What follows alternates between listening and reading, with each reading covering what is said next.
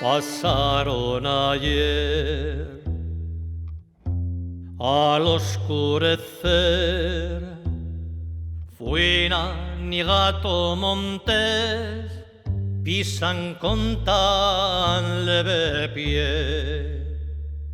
Solo quedamos los tres, no hay balas ni que comer, ni en la espelunga mujer nos podemos ya esconder.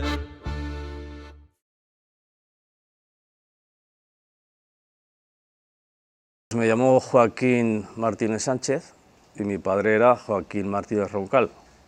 Entonces él fue integrante de la 43 División.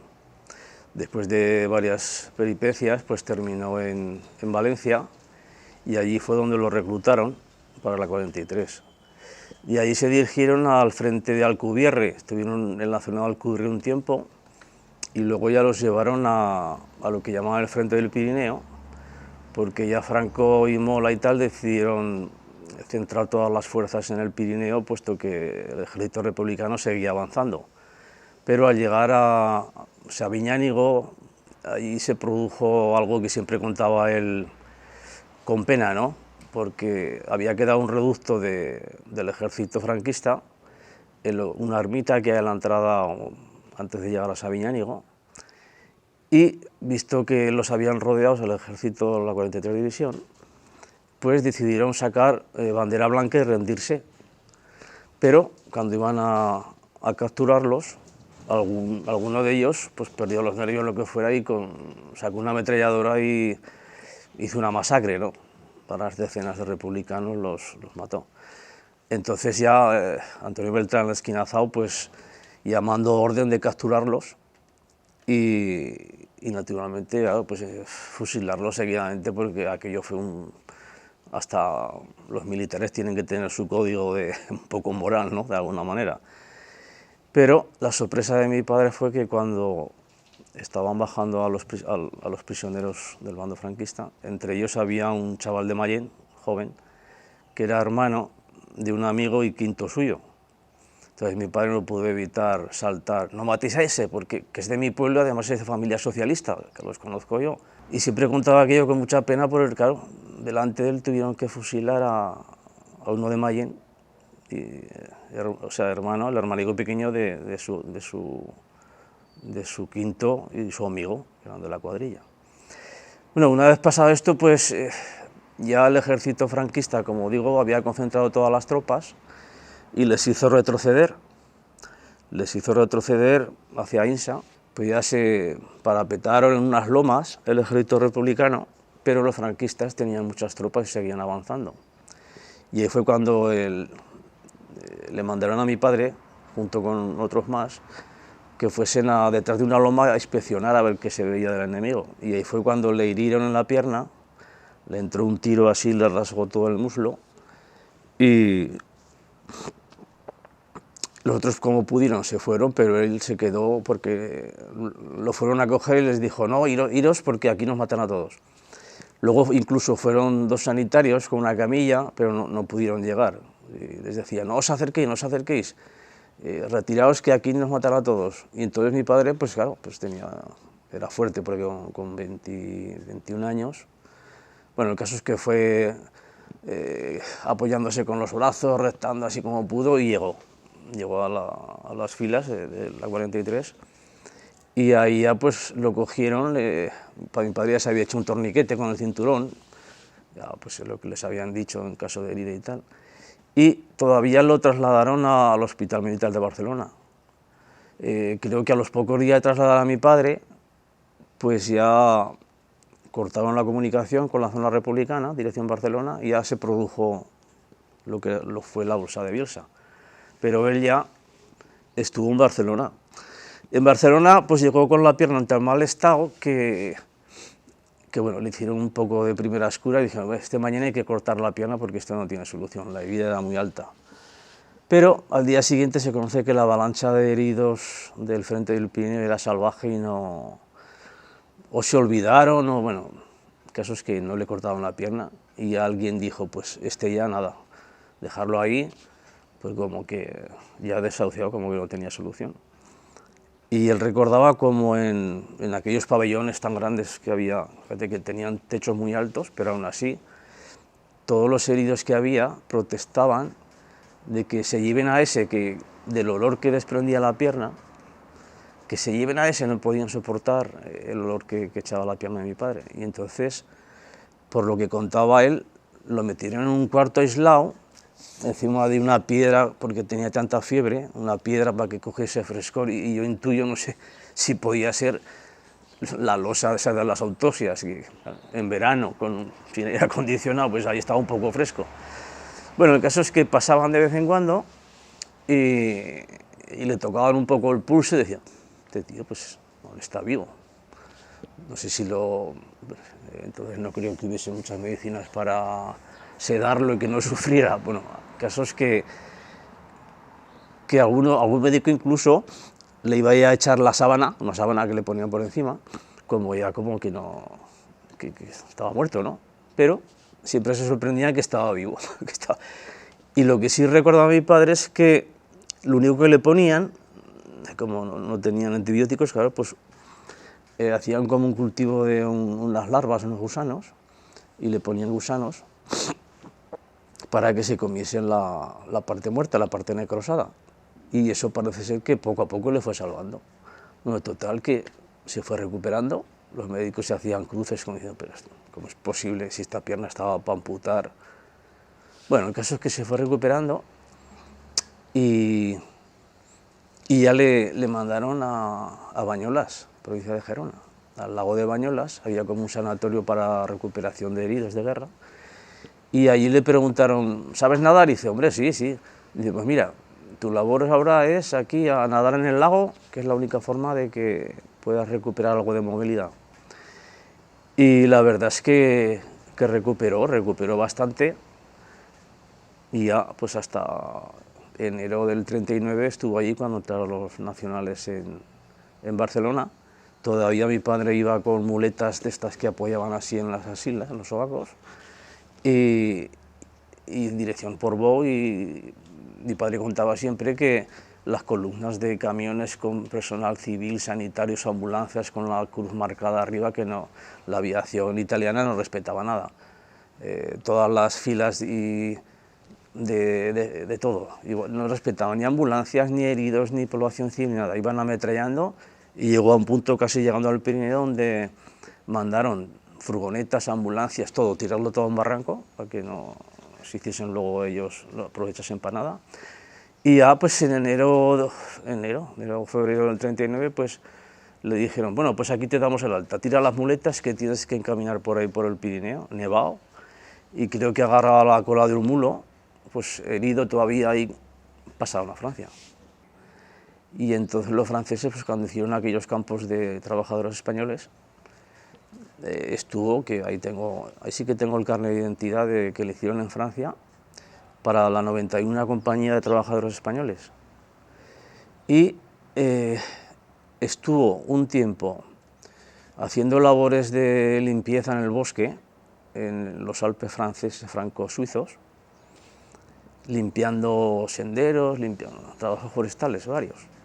Y contaba también una anécdota que siempre, cuando nos íbamos a Tudela en fiestas, que es el 25 de julio, la calor que hace, siempre decía, joder, pues si vieras el día Santana, nos cayó una nevada, estábamos acampados en los Alpes con tiendas de lona, y dice, amanecimos con una nevada de medio metro que nos hundió las tiendas. Y como te acuerdas que era así para otras cosas, no te acuerdas de fechas. Dice, joder, porque había uno de Tudela. Y dice, me cago en la hostia. Dice, pero ¿sabéis qué día es hoy, que es el día de la fiesta de Tudela, el día Santana? Y fíjate qué nevada nos ha caído aquí. Y siempre lo contaba como, dice, fíjate, el 25 de junio una nevada que nos hundió las tiendas. Bueno, después de ahí, pues eso, fechas es que no puedo dar, porque él, costaba mucho hablar con él. Y si lo cogías de ganas, y otras veces cuando se metía en el tema te decía, déjame, que no quiero ya hablar más.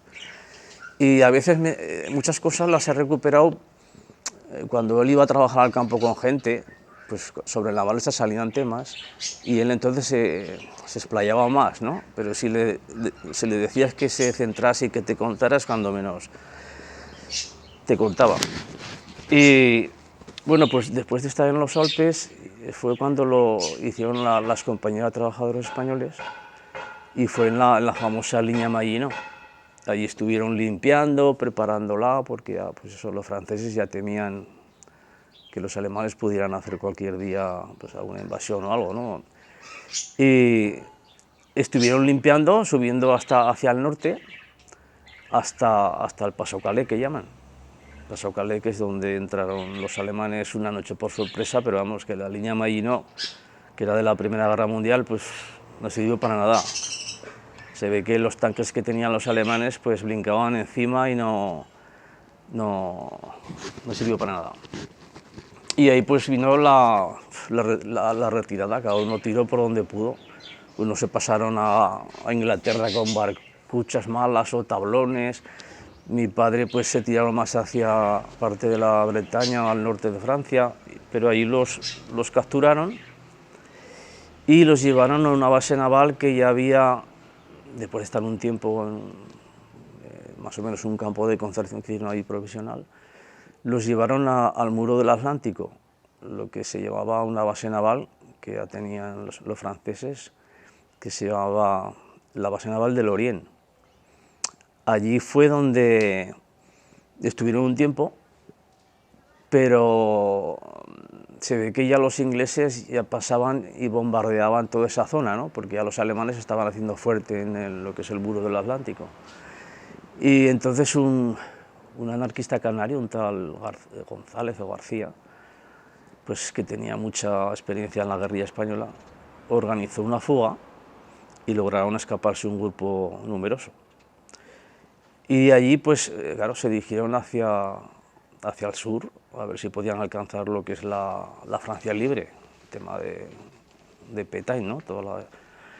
Y llegaron porque caminaban de noche y de día dormían por los bosquetes, por donde podían, o casas de campo que se podían meter sin que los denunciaran. Bueno, vamos, en el norte aún había franceses que te podían ayudar, en el sur era más jodido, había más colaboracionistas, ¿no? Más adictos a los alemanes. Pero llegaron hasta el sur de Francia, la zona de Burdeos, por ahí, y allí contactaron con españoles que estaban trabajando en granjas francesas, porque de los campos de trabajadores españoles, algunos los destinaron a ayudar a las granjas, que a esos pues los alemanes no les hacían nada, puesto que es que los alemanes necesitaban el sur de Francia para que produjeran alimentos para ellos.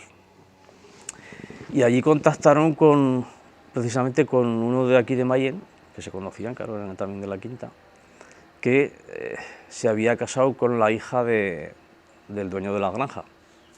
Que ahí hay una anécdota curiosa, porque resulta que cuando los alemanes empezaron a llevarse gente, pues el dueño de la granja tenía 4 hijas solteras e intentó casarlas con españoles para que así los alemanes, cuando fuesen a llevárselo, no se los llevaran. Y, bueno, una de ellas dice, pues, elige a los... y una de ellas eligió a este hombre de aquí de Mayén, que era más amigo de mi padre, y se casó con él. Y claro, cuando fueron los alemanes, no, si está casada y necesito aquí para que trabaje en la granja, y no lo tocaron. Pero bueno, al final alguien se fue de la lengua y los gendarmes de Vichy los agarraron. Y fueron buscando y los agarraron. Y los llevaron a un penal que se llama de Fardués, en Burdeos. Un penal que se conoce que era tan pequeño que no podían ni caminar ellos. Tenían que apretarse así, era una cosa alargada, y se apretaban a las paredes de espaldas y dejaban un pasillo para que pudiesen pasear de uno en uno y desentumecer las piernas, porque si no se podían ni mover, y a la hora de echarse no tenían ni sitio. Y contaba, eso sí que contaba muchas veces, dice, mucho tiempo que la comida era una alcachofa prácticamente subida, con flor, por cabeza. Había un inventario y echaban la alcachofa y ahí te las arregles. O sea, aquello era que pues según que esperaban que se murieran o a ver qué pasaba, a ver qué ordenaban los alemanes. Pero en eso cayó por allí uno que iba reclutando gente para la organización TOC, que era esa especie de unión temporal de empresas que hizo Hitler para la guerra, donde estaban metidas todas las empresas, desde Opel, Siemens, Bosch, todos. Y iba uno que había estado de brigadista en Barcelona, un tal José Otto, que luego, claro, luego se supo que era un espía, ¿no? Había estado de brigadista, pero... Y ese fue el que iba reclutando gente para la organización TOC. Y claro, pues se alistaron todos voluntarios. No te ibas a quedar ahí, pues sabía que ibas a trabajar para los alemanes, pero bueno. Se alistaron voluntarios, era una forma de salir de ahí como fuera. Bueno, después de estar un tiempo en varios sitios, varios tajos por ahí, necesitaban gente en Polonia y lo trasladaron a Varsovia. Ahí en Varsovia, pues mi padre dice que hacían trabajos de construcción, con una carreta de bueyes, llevaban grava, llevaban... Y claro, él me decía que estaban llevando materiales porque estaban haciendo una tapia, decía él, para dejar a los judíos ahí encerrados. Ya dijo, pues, la tapia, eso era el gueto de Varsovia, una famosa película esta del pianista. Y allí, pues claro, le pasó varias cosas. Mi padre, por ejemplo, pues nunca había llevado bueyes, porque aquí no había bueyes, pero parece ser que cada uno es de un lado. Si los pones al revés, pues se desboca. Bueno, el caso es que los enganchó, los aparejó mal y enfilaron contra un escaparate, una librería, reventaron todo. Claro, los alemanes pensaban que era un sabetaje, el español, no sé qué. Hasta que alguien sacó la cara y dijo, no, como algún polaco, no sé, que es que están mal, los bueyes no están en su sitio y por eso han salido. Esa se libró. Y otra anécdota que contaban es que estaban picando una zanja por ahí y el compañero de mi padre le dijo, oye Joaquín, ¿has visto? Pero si parecen falangistas, ¿pero dónde van por aquí los falangistas? Y eran de la brigada de la División Azul, que iban a matar rusos, como decían ellos, iban al frente ruso. Y entonces mi padre se queda mirando, y como era un poco más impulsivo que el otro, dice, españoles, ¿qué? ¿Dónde vais pues? Y dice, ¿aún os parece poca guerra la que tuvimos ahí en casa? ¿Aún queréis más? Y dice, por tirar por allá, tirar, señalando al frente ruso, que ahí tenéis todo lo que queráis. Y llegó un momento en que parece ser que los alemanes pues, se retrasaban en la fabricación de submarinos. Y ahí fue cuando dieron la orden de trasladarlos a lo que ahora es Gdansk, pero que antes se llamaba Danzig, era una ciudad internacional antes de la guerra, que precisamente ahí empezó la Segunda Guerra Mundial, invadiendo los alemanes Danzig, que era medio rusa, medio, ahí empezó un poco el lío, ¿no? Y allí estuvieron trabajando hasta que entraron los rusos, pasando, decía mi padre, eso también lo recordaba con orgullo, que habían aguantado más de 40 grados bajo cero en el invierno del 44.